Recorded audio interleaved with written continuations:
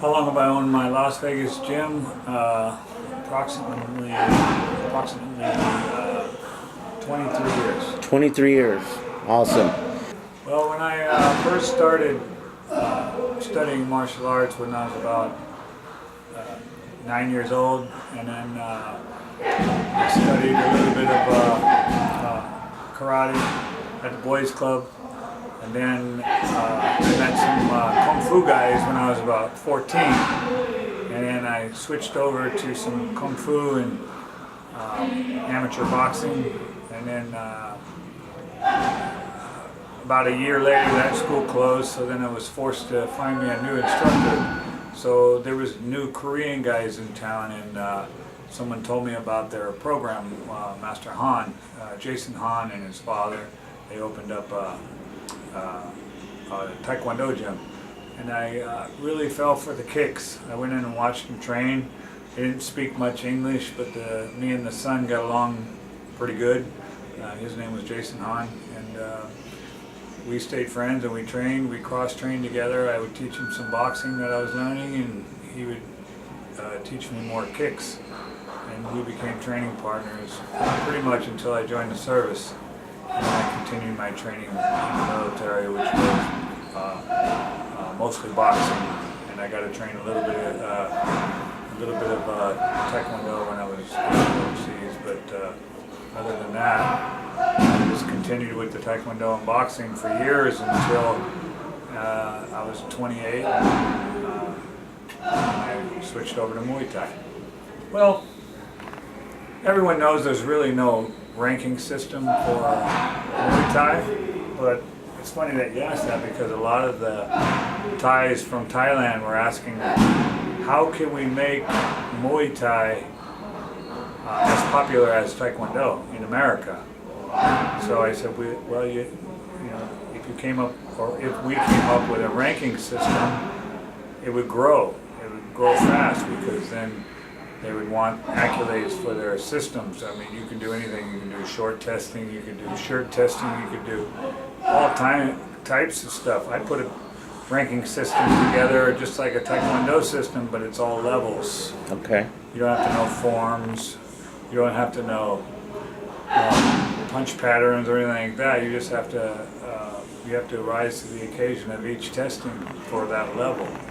So I put a ranking system together for that. All the Thais from Thailand, Takum Pongsupa from Sasipapa Jim loved it. He just absolutely loves it. And he realizes what I did was I put something together that anyone can use. And as a matter of fact, a lot of Thais have come to me asking me how to do my ranking system, and I've taught them. And so now they do the Saxon Banjira, Malapet. They all have come to me, and Sakasam. So when the Thais come to you and ask you how you can better their program through a ranking system, there is now a ranking system. Wow. So, it's new. It's been developed for about 10 years. Okay. I make all my students, even my pros, go through the system. And if they don't believe the system works, then fight one of my students and you'll find out that it works. I have the mixed martial artist that train here is Anthony Njugawani. The rising star that I have right now is Chidi Njugawani, his little brother, who is fast developing in Bellator. And he's doing really well. He's very close to getting a title shot. I also have some up-and-coming new stars. I have Jason Pacheco. I have Jeff Rome, and I even have some of the older guys. Stephan Bonner still popping in once in a while for a workout, helping Nice. the guys out. I have Kevin Lee down here with my top trainer, Dewey Cooper, who is now training a lot of my fighters, kind of taking over the pro aspect of training, becoming a hell of a coach. Trained Fernando Vargas for his last fight, and you can say what you want about a guy fighting Manny Pacquiao, but you fight that guy, if you're a new up and coming guy, he's got tricks for you. You know, you just don't get away with it the first time. Maybe the next time you get him, you understand his style, but not the first time. Yeah, for sure. Yeah, awesome boxer. How often do you corner your fighters at MMA or Muay Thai events? How often do I corner my guys? Yes. Pretty much all my rising stars and all my top level guys, unless they have fights the same day, then they'll get a different coach. But most all the fights I corner. Oh, awesome. Does a fighting style of Muay Thai have a belting system? Yeah, we just went over that. Yes. I'm sorry, there's a the review. belt system. Yeah. How many professional mixed martial... Oh, I'm sorry. I'm on the wrong page. That part will get cut out. I'm sorry. So, Yeah. fighters here. And... Oh, what I did. What drives you to come to the gym on a consistent basis? What drives me to come to the gym, having so many guys that are rising stars, and being able to push them to reach their goals. As long as they believe in what I'm doing, it makes me believe in coming to the gym. This can get old if you're not on top of it. You know, a lot of the fighters sometimes will drive you crazy. You know, sometimes the coaches want it more than the fighters, and the coaches get pissed because the fighters aren't showing up to the camp. But I learned a long time ago, when a fighter shows me that he doesn't want it, I just move on to the next guy that wants it. You could be more talented than the next guy, but that next guy is going to outwork you anyway. So talent doesn't motivate me as much as hard work. So if I got a guy that's working real hard in the gym and just there every day soaking in what I'm teaching him, he might not be as talented as that guy that never shows up. But my experience is that hard worker with a little bit of talent tears those guys up in the long run. So, of course, having the young kids in the gym that are so talented makes you want to be here and help develop their growth in the sport. Plus, I have a lot of my old guys that are now falling back and training guys, like Anthony Castrillon. He's got he's helping Farad up in Fresno, California. Mm-hmm. So the OKG up there is growing fast and getting some good fights. Those guys are staying pretty busy, you know, and being able to develop some guys to open up their own gyms and keep the name going.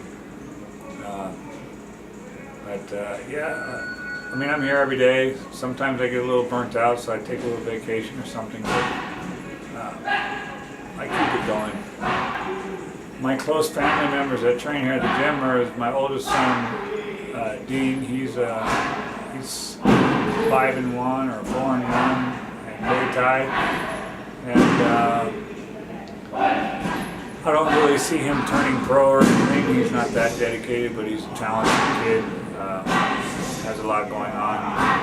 But my next real rising star out of the gym is my son Nicholas, who loves jiu-jitsu, loves Muay Thai. At first he never wanted to train, but all of a sudden, within the last year, he's really picked it up, and now he's sparring, now he's competing, so he's got a little bug right now. So. And how old is Nick? Nicholas is 12, and I see a lot of potential in him, but his mom is on him about school more than training. Very smart, wants to be a brain surgeon and all that. But, oh, wow. So I like that ideal better than him becoming a fighter or anything. I just want him to learn some basic self-defense to take care of himself out there. And he realized that he's good at it. He's got some natural talent, and he works hard. So we'll see what happens with him. But he's only 12, so yeah, only 12. It's got a full life ahead of him. yeah,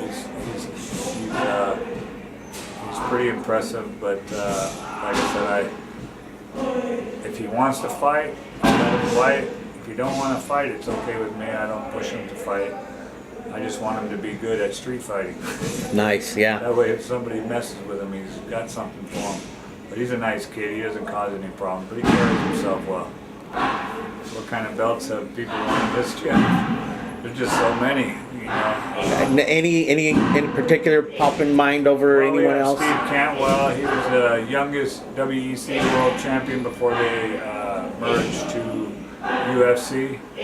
I have Chidi and Jugawani. He actually won the RFA championship, but since he was weight, he didn't get the belt. But he won the Tachi Palace World Championship. I have Chuck Liddell that used to train here. He became a UFC champion. Ray Seppo, same thing. K1 champion, you know. I have a lot of the USMTA world champions that came out of here.